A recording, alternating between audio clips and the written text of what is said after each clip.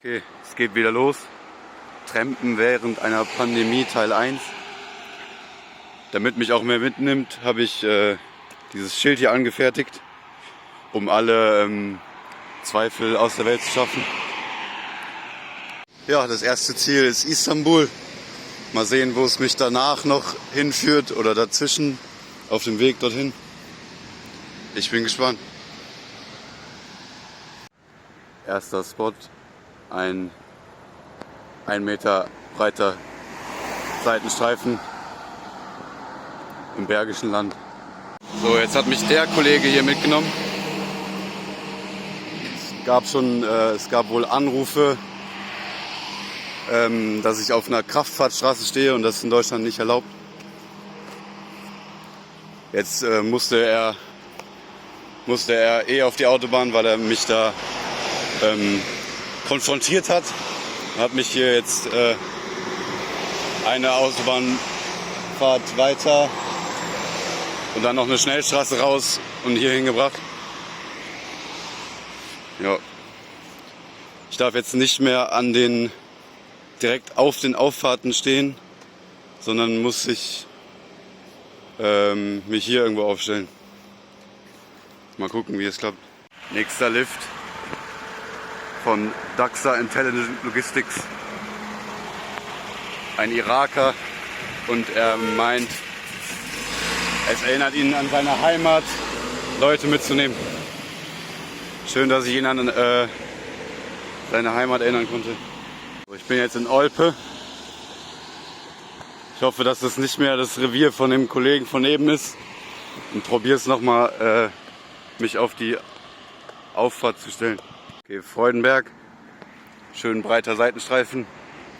In Olpe ist tatsächlich auch noch ein Polizeiwagen an mir vorbeigefahren, aber die hat es nicht interessiert, dass ich da stande. Also es ist doch gewissermaßen Auslegungssache, was hier erlaubt ist und nicht. Ich habe es wieder weiter geschafft. Ich bin jetzt in Hessen, Ausfahrt Haiger-Burbach. Und so sieht die perfekte Auffahrt aus zum Trampen. Seitenstreifen genauso groß wie die Fahrbahn. Sehr schön. Hi. Ja, hi. Wo fährst du hin? Richtung Gießen. Perfekt. Ich park hinten rein, ne?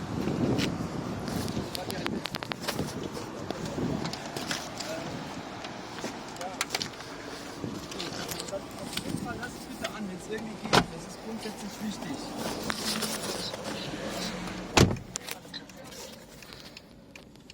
Weil du sagst. So, kleiner Zeitsprung. Wir haben jetzt schon 4:30 und ich bin in Blankenburg am Harz.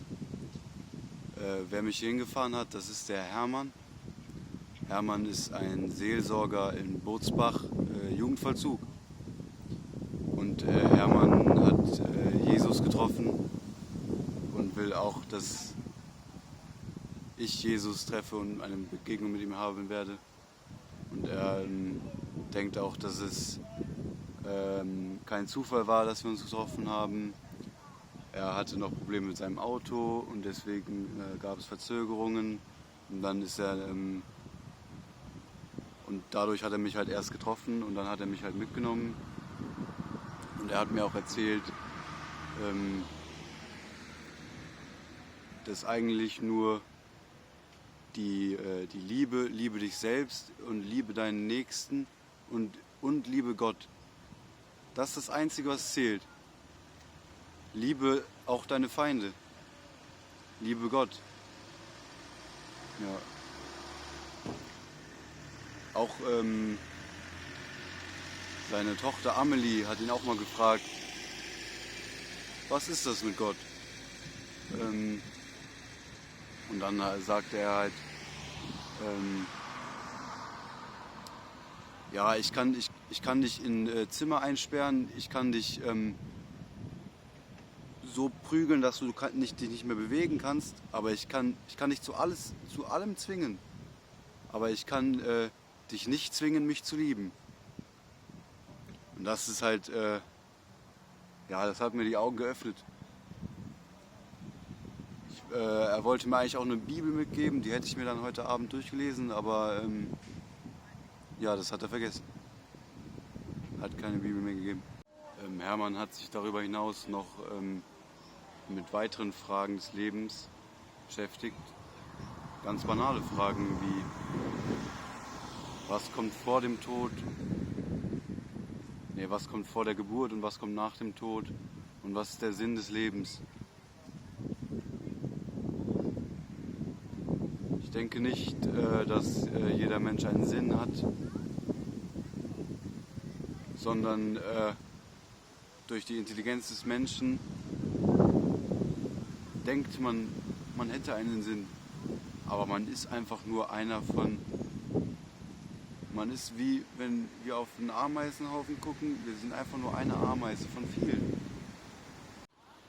Hermann hat auch von seinen Schützlingen im Jugendvollzug geredet. Die sind auch teilweise Pastoren geworden, weil sie zu Jesus gefunden haben. Er hat auch schon Leute gehabt, die schwul waren und dann hetero geworden sind, weil sie zu Jesus eine Begegnung hatten. Und diese Begegnung, ja, das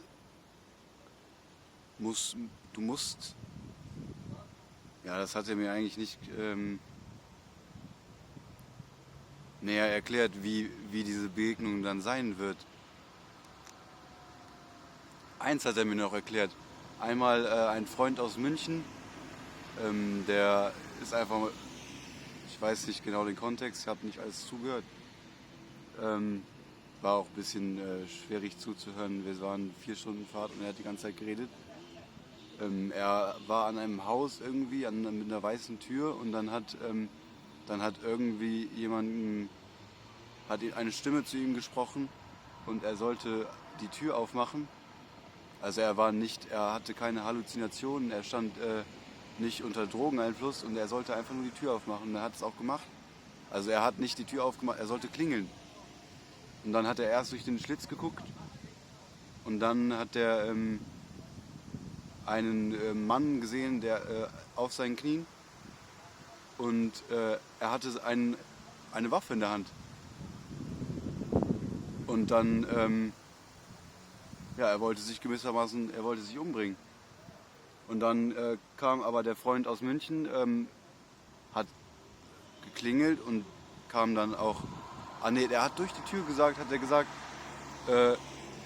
Gott liebt dich. Dann hat der Mann die Waffe weggelegt und hat angefangen zu weinen. Aber jetzt hat der Mann, der sich umbringen wollte, hat jetzt auch zu Jesus gefunden und ist jetzt Christ geworden. So, ich war jetzt einkaufen, Essen und Zahnbürste und werde jetzt Blankenburg hinter mir lassen und in den Harz hineinwandern. Ja, das wird was.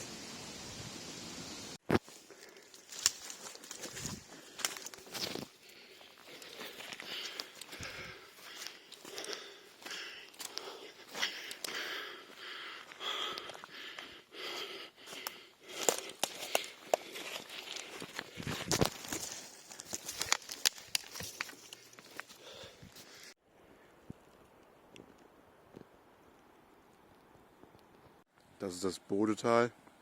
Unten hört man auch den Fluss. Da ist mein Zelt. Und zum Abend esse ich Weizenmischbrot mit mildem Ziegenkäse. Ich hatte mir auch vorgenommen, früher einen Schlafplatz zu suchen und dafür halt nicht so weit zu kommen an einem Tag, weil bei meinen früheren Trips wollte ich immer weiter. Ich kannte kein Ende, auch abends. Und dann musste ich halt immer im Dunkeln einen Schlafplatz suchen und dann auf Feldwegen oder so übernachten und das macht es ja nicht gut im Video. Von daher heute hat es geklappt. Super Schlafplatz. Ja, mal sehen, wie es die nächsten Tage wird.